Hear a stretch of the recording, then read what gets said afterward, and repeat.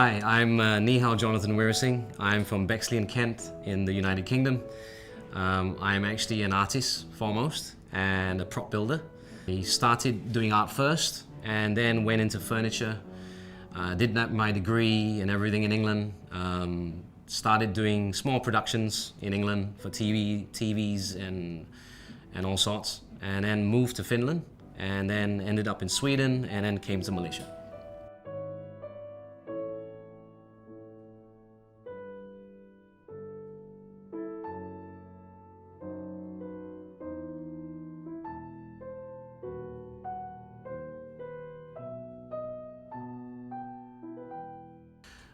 Industrial for me is more mechanical, more industrial looking pieces. Like when you go to the warehouses, you see all the machinery.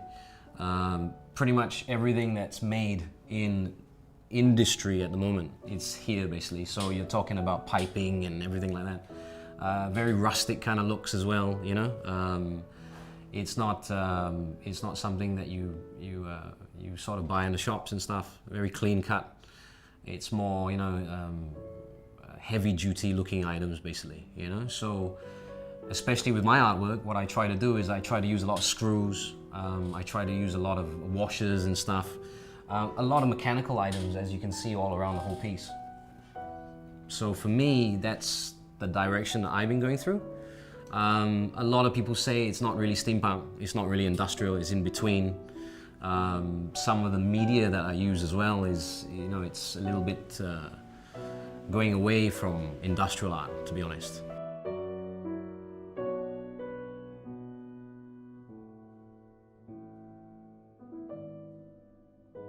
When you walk into someone's house, you see a painting, it's just a painting. When you see these two pieces, you actually can look at it and actually talk about it. Oh, that's from here, that's from something else, that's from a TV, this is from a light bulb. And it basically, we call them talking pieces because there's a lot that you can talk about it. You know, when you go closer. When you look from very far away, it looks completely different.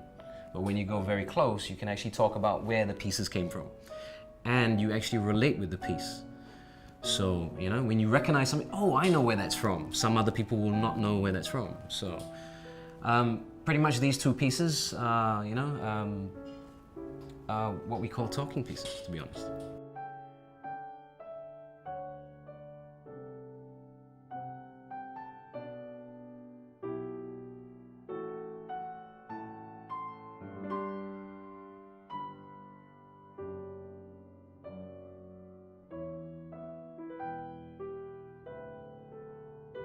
When I was younger, basically, this is a very personal thing, is that when growing up, my dad actually brought videos home, movies and stuff, when I was not well.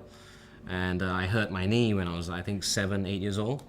And I kept on watching movies, and I always wanted to own either the gauntlet from a movie or a helmet from another movie, but there weren't any things out there at the time. So with a lot of imagination and a little bit of skills that I had, I started building things.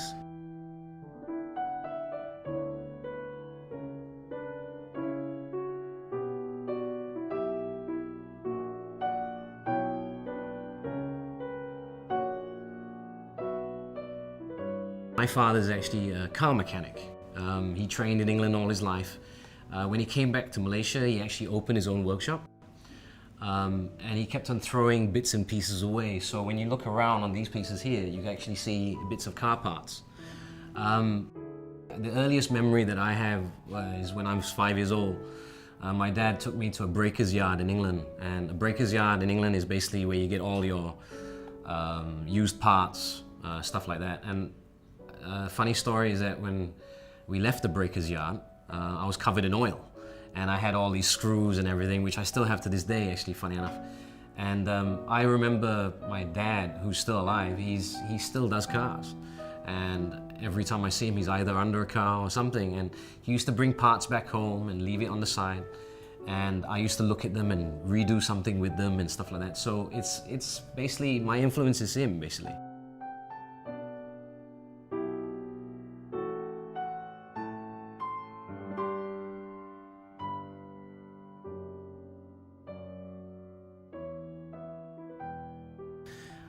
My dad's actually still a mechanic. He's 68 years old. When I was young, I think I must have been 11 or 12 years old when I started helping him doing cars. It was only when I got into my teens that I started actually doing cars by myself. I used to have an Austin Mini, and then I had a Ford Capri and a Volkswagen Beetle, and I pretty much did engines by myself. As you can hear that in the background as well, it's still going on. I still help him now and again, but I'm more doing fabrication of some certain pieces like the interior. That's how my skills have grown. Instead of following, he'll give me a job to do and I'll just do it. You know, I'm touching 40 next year, so I do a lot of fiberglassing for his cars, upholstery, that kind of stuff, welding quite a lot. I still put engines in with him still to this day. I actually don't like cars, to be honest, but I still do it, yeah.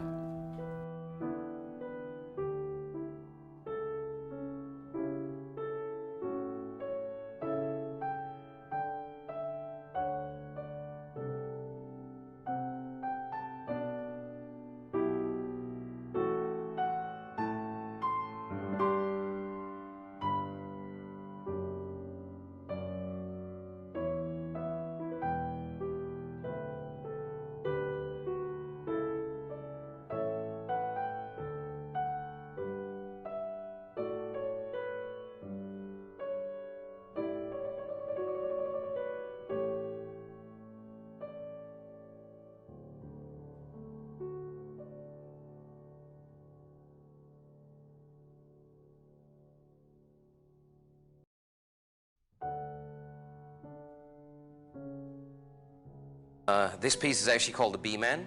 It's actually a self-portrait of myself to show how weird I am and everything.